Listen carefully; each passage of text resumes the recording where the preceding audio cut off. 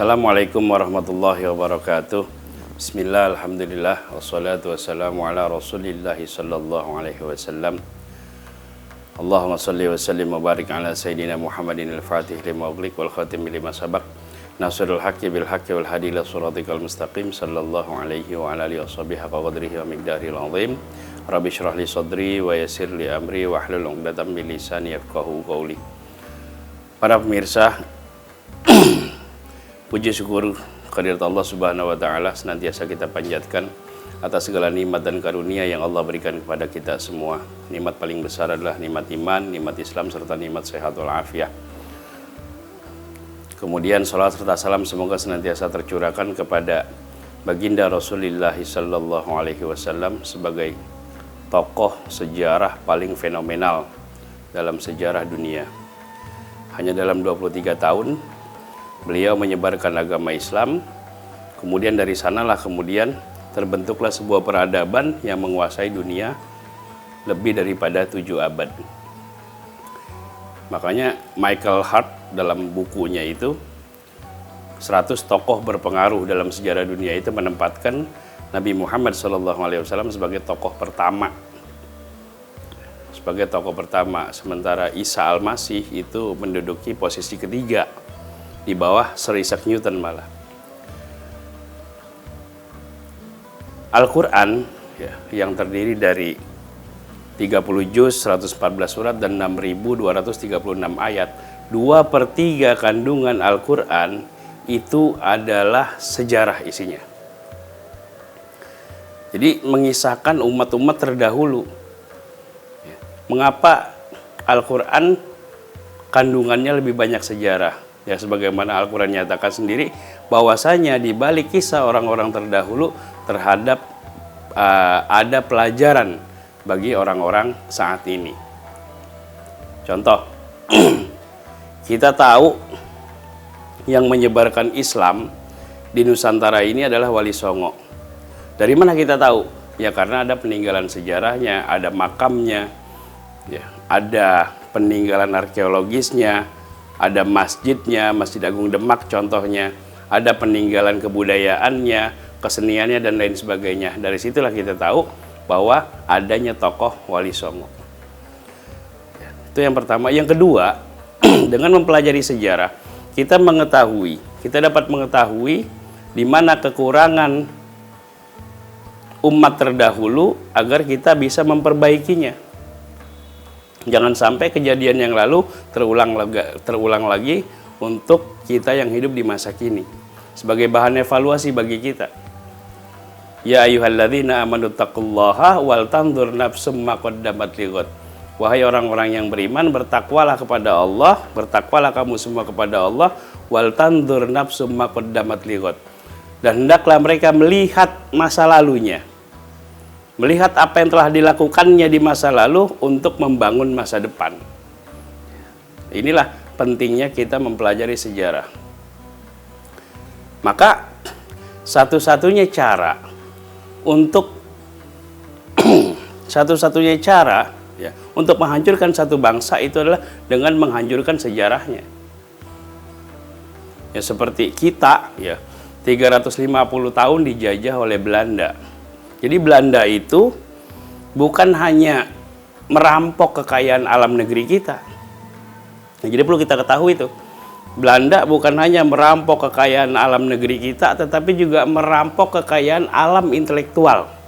Merampok kekayaan intelektual bangsa kita. Ya.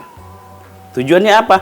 Ya agar bangsa kita ini dianggap bangsa yang bodoh, bangsa yang tidak memiliki peradaban, sehingga mereka tidak akan melawan Belanda sebagai bangsa yang bodoh, bangsa yang inlander. Jadi seperti itu tujuannya. Kita lihat bagaimana kejayaan bangsa kita di masa lalu. Banyak karya-karya intelektual bangsa kita di masa lalu yang justru itu semua diangkut oleh Belanda. Sekarang kita temukan semuanya di Museum Leiden. Jadi kita mempelajari sejarah bangsa kita itu lewat Belanda sekarang ini. Nah itulah tujuan mereka. Jadi cara menghancurkan satu bangsa itu bagaimana menghapus sejarah sebuah bangsa tersebut. Ya kita lihat bangsa-bangsa yang besar di Indonesia, bangsa-bangsa besar di dunia. Seperti bangsa Cina saat ini yang peradabannya sampai 2000 tahun. Ya. Beberapa dinasti dulu. Jadi bagaimana membangkitkan kejayaan mereka di masa lalu, atau seperti negara Turki. Ya, negara Turki itu bagaimana kebesaran kekhalifahan Turki Utsmani yang coba dibangun oleh Presiden Turki saat ini, Recep Tayyip Erdogan. Itulah pentingnya kita memahami sejarah bangsa kita. Ya, itu satu, cara menghancurkan sebuah bangsa adalah dengan menghapus sejarahnya, biar tidak ada lagi peninggalan-peninggalannya, dihancurkan semua. Dan sama halnya,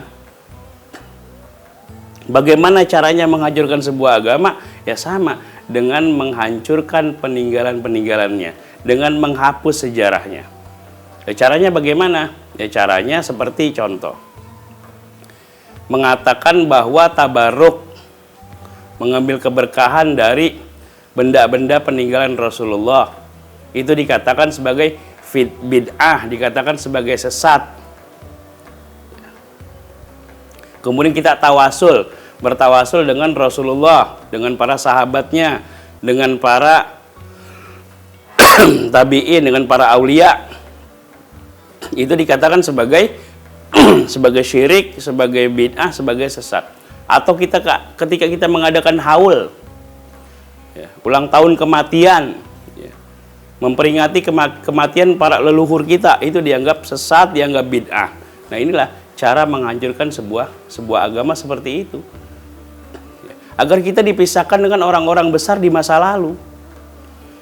Tawasul itu kan sebenarnya kita sedang membangun hubungan spiritual dengan orang-orang yang ada di masa lalu. Kita hidupkan lagi. Dalam Al-Quran dinyatakan, wa makanallahu liyu'adzibahum wa anta fihim.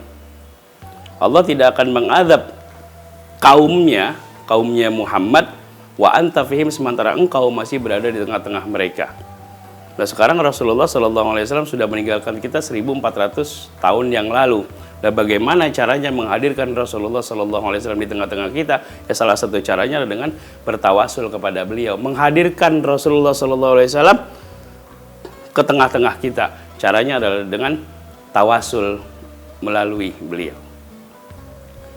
Jadi ini bukan soal, kalau kita bicara dalil, ya tentu kita miliki dalil.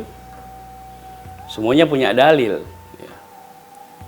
Yaitu satu. Yang kedua, contoh tabaruk. Ya.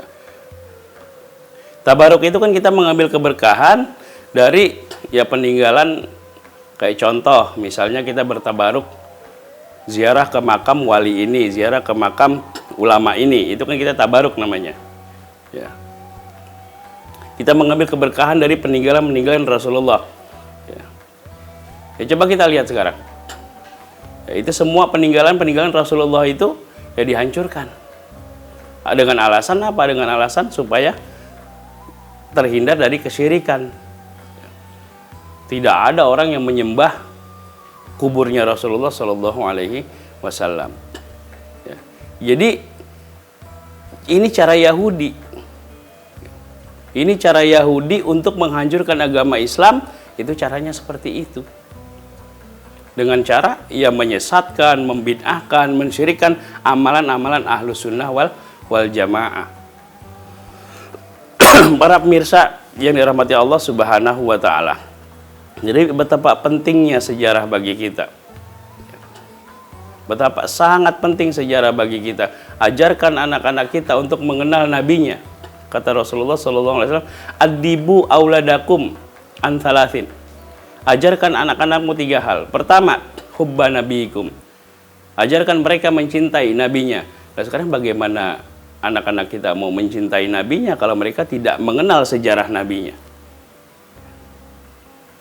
Nah bagaimana mereka bisa tahu ya, keberadaan nabinya? Nabinya dilahirkan di Mekah, nabinya hijrah ke Madinah, kemudian wafat di Madinah, kalau peninggalan sejarahnya sudah tidak ada.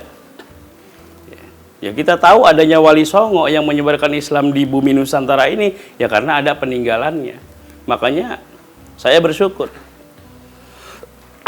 Islam yang masuk ke Indonesia ini adalah Islam Ahlus Sunnah wal Jamaah.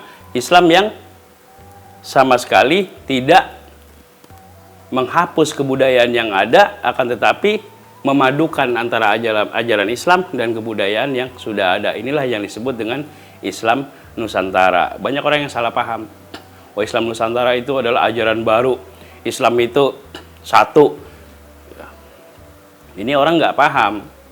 Di Islam Nusantara itu adalah cara beragama masyarakat Islam di Nusantara yang berbeda dengan Islam di belahan dunia yang lainnya. Ya, banyak, makanya saya katakan 90%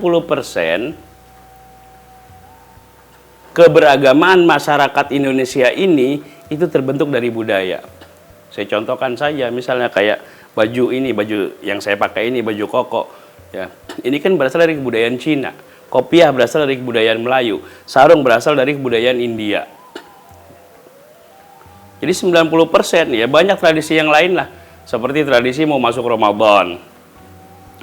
Tradisi halal bihalal. Inilah tradisi khas Indonesia. Ini bukanlah syirik, ini bukanlah bid'ah, ini bukanlah sesat. Tetapi sebagai